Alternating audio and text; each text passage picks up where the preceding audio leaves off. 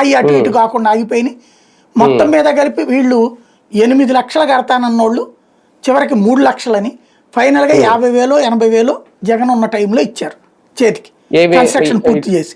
మామూలు ఇల్లులా మీరు అనేది? టిడ్కో ఇళ్ళు 80% పూర్తయిన వాటిని, అంటే అంతకుముందు 70-80% పూర్తయిన వాటిని ఇంకో 20% పూర్తి చేసి జగన్ ఇచ్చాడు. ఒక 70-80 వేల ఇళ్ళు.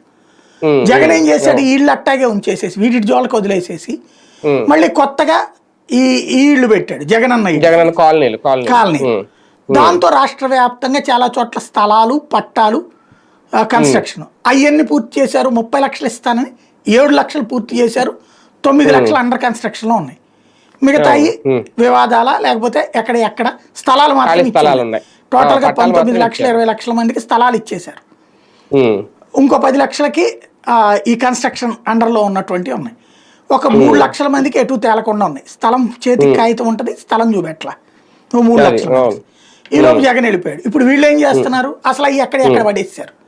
టిడ్కో ఇళ్ళు పూర్తి చేస్తామంటారు, అది ఎటుకు ముందుకు పోవట్లా. కొన్ని వరకు చేసే ప్రయత్నంలో ఉన్నారు.